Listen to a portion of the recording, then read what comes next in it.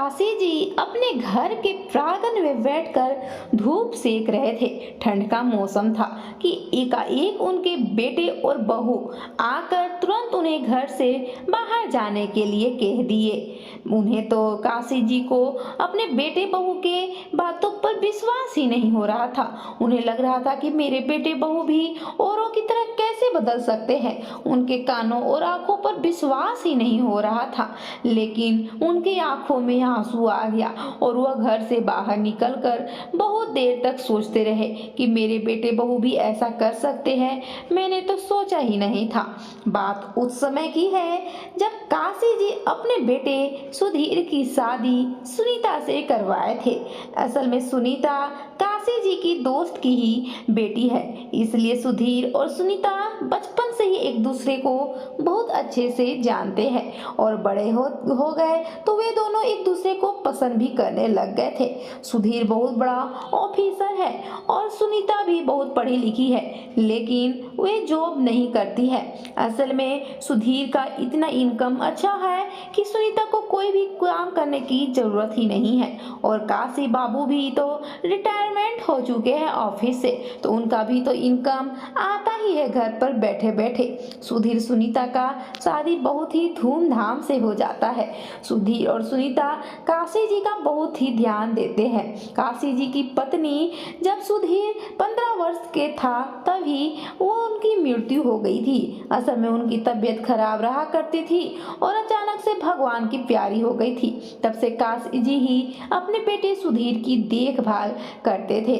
बस एक ही एकलौता बेटा था और धन दौलत की कोई भी कमी नहीं थी। ऐसे तो सुनीता भी बड़े घराने की बेटी ही थी, क्योंकि काशी जी के दोस्त भी काशी जी के साथ ही ऑफिस में काम किया करते थे। दोनों का एक ही काम था और दोनों का इनकम बहुत अच्छा आता था। काशी जी के दोस्त यानी कि सुनीता का एक भाई भी था, वह भी बीच बीच में मिलने आ जाया करता था अपनी बहना से। सुनीता और सुधीर एक दूसरे का ख्याल रखते हुए घर का ख्याल रखते और काशी जी का भी ध्यान रखते थे। उन्हें कभी आभास ही नहीं होने देते थे कि आप मेरे ससुर नहीं पिता है। इसलिए काशी जी भी बहुत खुश रहते थे। लेकिन अपने आस पड़ोस के लोगों की बातें सुनकर वो थोड़ा व्याकुल हो उठते थे। अब सुधीर की शादी की 3 से 4 वर्ष हो गया था। उनका एक छोटा सा घर में बेटा भी था जो अब लगभग साल भर का था। उसका नाम बीटू था। बीटू अपने दादाजी के पास हरदम खेला करता था। लेकिन कभी जब भी काशी जी अपने घर के बाहर बैठते थे तो वहाँ पर कुछ दोस्त उनके पास आ जाते थे या कोई मोहल्ले के आदमी आकर उनसे बातें करने लगता था। उन्हें अच्छा लगता था, लेकिन बातें करते करते उन्हें पता चलता था कि उनके बेटे बहू घर से बाहर निकाल दिए तो उसके बेटे ने जाकर वृद्धा आश्रम छोड़ दिया। यह सब बात उनके मन में गांठ बना रखा था कि मेरी भी तो उम्र हो चुकी थी, क्योंकि लोगों के मुंह से सुनते हुए काशी जी सुने थे कि जब बूढ़ा हो जाता है आदमी तो घर में कोई भी काम, किसी भी काम का जब वह नहीं रहता है तो उसे घर से बेदखल कर दिया जाता है। जैसे कोई भी सामान कैसे टूट जाता है तो उसे बिक दिया जाता है, उसी प्रकार से। इसलिए काशी जी के मन में भी बहुत सी चिंताएं होते जा रही थी, लेकिन अपने बेटे बहू से यह सब बारे में थोड़ी बात कर सकते थे और ना उनकी पत्नी थी और बीटू तो अभी बहुत छोटा था। फिर भी बीटू से ही कभी जब भी बातें कर लिया करते थे।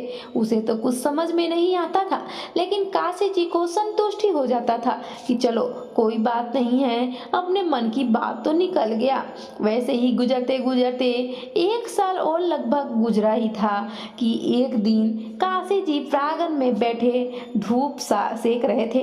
ठंड का मौसम था, बहुत ही ठंड था। लगभग 10-11 बज रहे थे और अभी तक धूप बहुत अच्छे से आ गया था, इसलिए सेक रहे थे। बिट्टू भी वहीं पर दादाजी के पास प्रांगण में खेल रहा था। सुधीर और सुनीता आते हैं और काशी जी को गर्मा गर्म चाय पिलाते हैं। चाय पिलाने के बाद कहते हैं, पिताजी आपको घर से बाहर जाना पड़ेगा। वैसे काशी जी घर से बाहर कम ही निकलते थे, बस सुबह मंदिर के लिए निकलते थे और कभी जब शाम को बाहर बस बैठने के लिए, दोस्त यार से जानने के लिए हालचाल की गांव में क्या हो रहा है। फिर क्या था? काशी जी बोले, अभी इस वक्त तो हम बाहर कभी नहीं जाते हैं, तो हमें बाहर क्यों निकाल रहे हो? तो उस पर सुनीता बोलती है, पिताजी आपको जब हम घर से बाहर जाने के लिए कह रहे हैं तो आप चल जाइए ना, वैसे भी क्या कीजिएगा आप घर में रहकर। यह बात जब इस प्रकार से सुनीता बोली तो काशी जी के दिल में लग गया और पीछे से सुधीर भी बोला, पिताजी जब सुनीता बोल रही है तो आपको चल जाना चाहिए, क्या करिएगा आखिर घर में, बाहर जाइए अभी, जब हम आपको कहेंगे अंदर आने के लिए तभी आया कीजिएगा, घर से बाहर ही रहिए। अब यह सब बात बेटे बहू के मुंह से सुनकर काशी जी के आंखों से आंसू आने लगे, लेकिन सुनीता और सुधीर इन बातों पर ध्यान ही नहीं दिए। वे तो अपने में ही मगन थे, वे कुछ प्लान कर रहे थे। असल में आज काशी जी का जन्मदिन था, 65वां जन्मदिन था और वे धूमधाम से मनाना चाह रहे थे बेटे बहू, लेकिन काशी जी को इसकी भनक ना लगे इसलिए घर से बाहर कर रहे थे। लेकिन काशी जी के तो मन में कुछ और ही चल रहा था। उन्हें लग रहा था कि मेरे बेटे बहू मुझे आज घर से बेदखल कर ही दिए, आखिर जो सोचे थे, जो मेरा डर था मन में, वो आज पनप ही गया।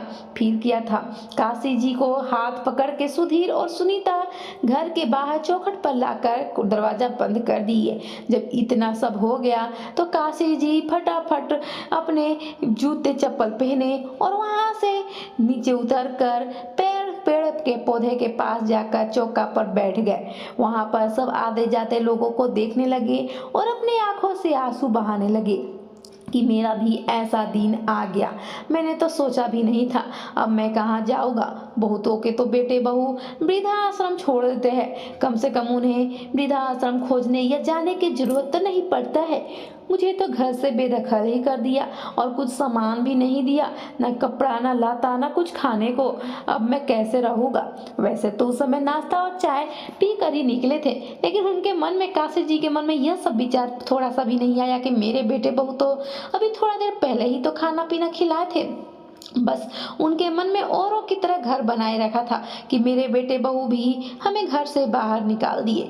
इधर सुनीता और सुधीर बहुत ही घर को अच्छे से डेकोरेशन करने लगे, सजाने लगे और न्योता तो एक दिन पहले ही सभी गांव वालों को दे दिए थे और शहर वाले भी जो रिश्तेदार थे उन्हें भी दे दिया गया था। सभी आने का टाइम भी बता दिया गया था, लगभग शाम के 5 से 6 बजे। इसलिए सुधीर और सुनीता घर की डेकोरेशन, साफ सफाई में लगे रह गए। असल में अंदर अगर काशी जी रहते तो उन्हें पता चल जाता, तो सरप्राइज का प्लान ही खत्म हो जाता, वो सरप्राइज नहीं रहता। और तो और कुछ टाइम के बाद जब काशी जी वहीं पर अपने घर के सामने बैठे बैठे बहुत इंतजार हो गया, दोपहर के 2 बज गए, तो फिर सुधीर बेटा आया और बिट्टू को भी वहीं पर बैठाकर और कुछ खाने के लिए काशी जी को दे दिया। यह देखकर काशी जी के आंखों में आंसू आ गया। वो बोलना चाह रहा था बेटा, लेकिन फिर कुछ भी नहीं बोला और बिट्टू के भी यहीं पर छोड़ के चले गए। बिट्टू को घर में परेशान कर रहा था, अपने माता पिता को तंग कर रहा था, उन्हें डेकोरेशन नहीं करने दे रहा था, इसलिए दादाजी के पास ही बिट्टू को भी छोड़ दिए। अब तो काशी जी को कुछ मन लगने लगा, उन्हें लगा कि अपने बेटे को भी घर से बाहर निकाल दिया, मुझे तो निकाला, मैं तो बूढ़ा हो गया हूँ, कोई काम का नहीं हूँ, लेकिन बिट्टू तो अभी बहुत छोटा है, 2 साल का है और ये क्या ऐसे अकेले जिंदगी जिएगा। उनके मन में तो थोड़ा सा भी कुछ भी ख्याल नहीं आया। फिर क्या था, बिट्टू को भी अपने साथ खिलाने लगे और जो खाना मिला था वो खुद भी खाते और बिट्टू को भी थोड़ा बहुत खिलाते थे। आज काशी जी के पसंद का सारा खाना बना था, सुबह में भी नाश्ता काशी जी का पसंद के ही था और दोपहर में भी खाना खा के संतुष्ट हो गए काशी जी। तब थोड़ा आराम करने के लिए मन किया, बिट्टू भी खेलते खेलते थक कर सो गया था काशी जी के गोद में ही, इसलिए काशी जी बिट्टू को गोद में लेकर वहीं पर चबूतरे पर सो गए। अब फिर क्या था, लगभग 3 से 4 बज गया, देखते देखते मेहमान आने लग गए थे। घर का सजावट बहुत ही अच्छा हो गया था, लेकिन काशी जी सामने पेड़ पास ही बैठे रहे थे। फिर क्या था, उसके बाद वहीं पर कुछ आदमी लोग आए और काशी जी को उठाए, जगाकर उन्हें बहुत ही अच्छे से कपड़े पहनने के लिए बोले। काशी जी यह सब देखकर चौंक गए कि तुम लोग कौन हो और मेरे साथ ऐसा क्यों कर रहे हो। वे कुछ भी नहीं नहीं बोले, बस बोले कि तुम्हारे पोता अगर चाहिए तो तुम मैं जैसा जैसा बोल रहा हूँ वैसा ही करो। काशी जी को बहुत अच्छा से कपड़ा पहनाकर तैयार किया गया और फिर उनके पोते को भी बहुत अच्छा से कपड़ा सब पहना दिए। नए नए कपड़ा पहनकर फिर उन्हें घर के अंदर ले जाने लगा। वे चिल्ला रहे थे, बेटे बहू देखो ये लोग कौन है, मुझे कहाँ ले जा रहे हैं, घर के अंदर ले जा रहे हैं, तुम तो निकाल दिए थे, फिर ये ऐसा क्या था। लेकिन जैसे ही घर के अंदर काशी जी प्रवेश करते हैं, अपने घर का हाल देखकर बहुत ही चकित हो जाते हैं और उन्हें पूरा अंधेरा ही अंधेरा मिलता है। लेकिन थोड़ी देर के बाद लाइट और बहुत ही बड़ा सरप्राइज, सभी तालियां बजाते हैं। काशी जी को बहुत ही हैरानी होता है कि यह सब मेरे लिए हुआ था और मैं बहुत ही सोच विचार कर रहा था। वहाँ पर सभी आए मेहमान काशी जी को गिफ्ट देते हैं और हैप्पी बर्थडे विश करते हैं। काशी जी के लिए बहुत ही बड़ा केक आया हुआ था, जो लगभग उन्होंने कभी सपने में सोचा था कि काश मैं भी बचपन में ऐसा बर्थडे मनाता। जब भी वह सुधीर के बर्थडे मनाते थे तो वे अपनी पत्नी से बातें करते थे कि हमारे बचपन का तो दिन ऐसा ही नहीं निकला, हमारे कहाँ केक चलता था और कहाँ बर्थडे मनता था, बस मंदिर में प्रसाद खाए हो गया बर्थडे, माता पिता का आशीर्वाद लिए बस हो गया। काश मेरा भी बचपन में केक काटने का सपना पूरा होता। और यह बात सुधीर को पता था क्योंकि उस समय सुधीर 15 साल का था और सुधीर को यह याद था। इसलिए काशी जी का बहुत ही धूमधाम से सुधीर बर्थडे मनाया और आए हुए लोग बहुत ही खुश थे। बहुत ही खाने पीने का व्यवस्था था, जैसे शादी ब्याह होता है उस प्रकार से। सुधीर के पास पैसे की कमी थी नहीं और पिताजी का हर सपना पूरा वह करना चाहता था, क्योंकि बचपन से लेकर आज तक तो पिताजी ही मेरे हर सपने पूरे किए हैं, बिन पूछे बिन बताए ही। तो अब तो हमें भी उनका सपना पूरा करना ही चाहिए। वैसे भी बुढ़ापा बचपन ही तो होता है, बुढ़ापा में बचपन की यादें होती है। जिस प्रकार से बच्चे जिद करते हैं, हट करते हैं, उस प्रकार से बुढ़ापा में भी यही सब मन करता है और खाने पीने का भी मन करता है अपने मन मुताबिक। आज जितना भी खाना था सब काशी जी के पसंद का ही था। बहुत ही काशी जी आज खुश हो गए, सब बर्थडे मन गया, सब धूमधाम से हो गया और सब अपने अपने घर चले गए। फिर क्या था, सुधीर और सुनीता भी अपने बेडरूम में सोने चल गए। काशी जी भी अपने बेडरूम में जाकर अपनी पत्नी बिमला से बातें करने लगे। देख रही हो बिमला, हम क्या क्या सोच रहे थे कि मेरे बेटे बहू मुझे घर से बाहर निकाल रहे थे। मेरे दिमाग में तो थोड़ा सा भी नहीं आया कि मेरे बेटे बहू मुझे आज नाश्ता अच्छा सा खिलाए, फिर खाना भी ला कर दिए, तो मुझे घर से बाहर कैसे निकाल सकते हैं। मेरे मन में तो थोड़ा सा भी नहीं आया कि हाँ मेरे लिए सरप्राइज हो सकता है। आएगा भी क्या, 65 सालों में मेरे लिए कोई सरप्राइज तो प्लान हुआ ही नहीं।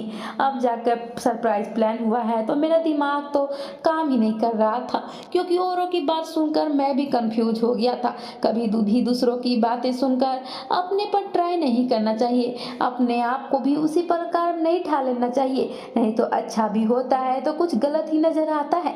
मेरे लिए अच्छा सब बेटे बहू कर रहे थे, लेकिन मैं कुछ समय के लिए बेटे बहू से बहुत नाराज हो गया था और उनके बारे में पता नहीं क्या क्या सोचने लग गया था। सब मेरा मन का वहम था। और देखो ना, मेरा जो सपना था, जो मैं तुमसे बोलता था केक काटने का, आज वो मेरा सपना भी मेरे बेटे बहू पूरा कर दिए। और 2 और केक था, बहुत ही बड़ा केक था, 5 तल्ला केक था बिमला, और हमें तो सरप्राइज बहुत ही अच्छा लगा। सारे रिश्तेदार आए थे, मुझे गिफ्ट दिए, और लेकिन बस तुम्हारा ही एक इंतजार था, तुम्हारा बहुत याद आ रहा था बिमला, तुम रहती तो और भी बहुत ही अच्छा लगता। यही सब बातें करते करते उन्हें कब नींद लग गई उन्हें पता ही नहीं चला। तो दोस्तों, ये छोटी सी स्टोरी कैसी लगी, आपके दिल को छू ली हो तो प्लीज ज्यादा से ज्यादा शेयर कीजिए, और मेरे चैनल पर नए हैं तो सब्सक्राइब करना ना भूलिए। हर बेटे बहू गलत नहीं होते हैं, कुछ ही होते हैं जो गलत मार्ग पर भटक जाते हैं। बेटे बहू तो अपने माता पिता को भगवान का दर्जा देते ही है। तो दोस्तों, यह स्टोरी अगर पसंद आई हो तो एक लाइक करके शेयर करना ना भूलिए। धन्यवाद।